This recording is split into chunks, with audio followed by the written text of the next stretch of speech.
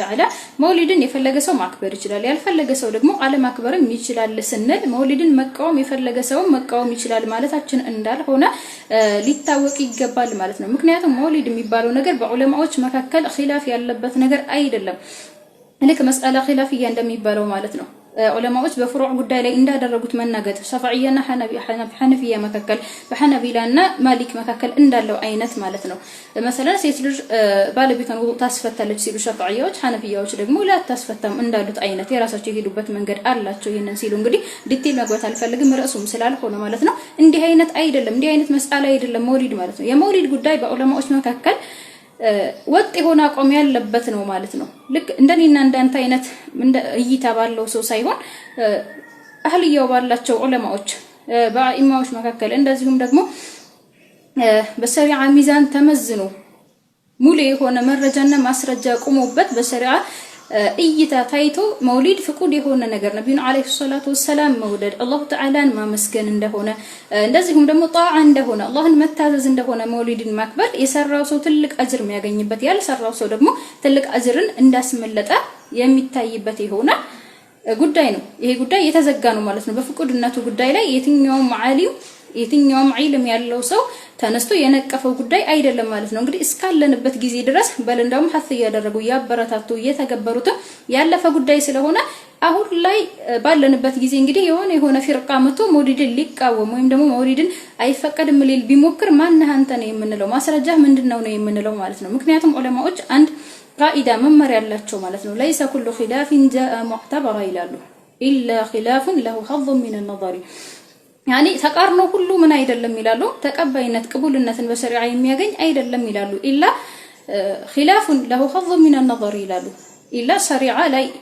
ተቀባይነት ያለው የሆነ ኺላፍ ሲቀር መረጃና ማስረጃ ያለው ይሄንን ሲልኩ ይሄንን መረጃ ይዞ ነው ከዚህ አንፃር አይቶት ነው የሚባልለት አይነት ኺላፍ ካልሆነ ማንኛውም ሰው መጥቶ የሚያነሳው ተቃውሞ በሸሪዓ ተቀባይነት ያለው አይደለም ይላሉ ማለት ነው ለዚህ ሲባል እንግዲህ የምታነሱት ተቃውሞ የሚያስጠይቃችሁ የሚሆን ነው ማለት ነው ሌላው ነገር እንግዲህ በመውሊድ ጉዳይ ላይ ሱብሃንአላህ በሚያሳዝን መልኩ በየአመቱ የሐቅ ሰዎች እንግዲህ ከህፃን እስከ አዋቂ ፍቁድነቱን የሚያረጋግጡ ሲሆን ማስረጃን የሚያቆሙ ሲሆን ከዛኛው በኩል ስንመለከት ደግሞ አይፈቀድም ከሚለው አካል መረጃውን ከመቀበል ወይም ደግሞ ለሐቅ እጅ ከመስጠት ይልቅ ሁሌ እንደ አጀንዳ ያነሱ ከመወከብ ያለፈ ነገር ምንም ለና ያልቻልን ማለት ነው ይሄ ማለት እንግዲህ እውነትን ፍለጋ ሳይሆን ያዛችሁት የሆነ ሰዓት ላይ የተነሳችሁ አላማችሁን እንደማራመጃ ልታደርጉት የምትሞክሩበት ነገር ካልሆነ እንጂ እስከዛሬ ድረስ ዘንድሮ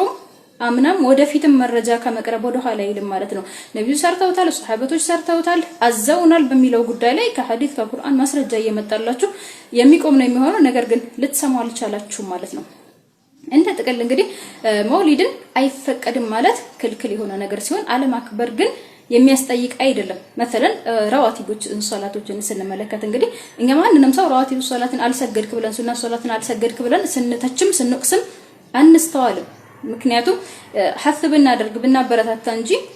ያን ነገር ለምን አልሰራህ ተብሎ የሚያስወቅሰው ነገር ስላልሆነ ማለት ነው ነገር ግን ራዋቲቦችን ከሸሪዓ አይደሉም ብሎ ወይም ደግሞ የሚፈቀዱ ነገራቶች አይደሉም ብሎ ሊክድ የሚሞክርም ሰው የለም ማለት ነው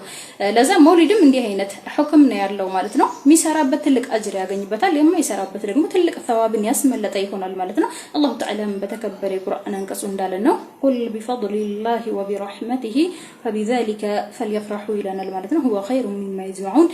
ሲል ይቀጥላል ማለት ነው እንግዲህ ተሰባስበን የምንደሰት በት ነገር እንደሆነ አላህ ተዓላ ስለሰጠን ትልቅ ነብይ ልናመሰግነው የሚገባበት ነገር እንደሆነ ቁርአን አንቀጹ የሚያመለክት ይሆናል ማለት ነው እንደ ጥቅል ግን ለሐቀጃችሁን ስጡን የምንለው መረጃና ማስረጃ ከማቆም መቼም ቢሆን ወዝነና እናውቅም ጆሮአችሁና ልባችሁ እስከተከፈተ ድረስ የምትቃወሙበት ምንም ምክንያት የለም ማለት ነው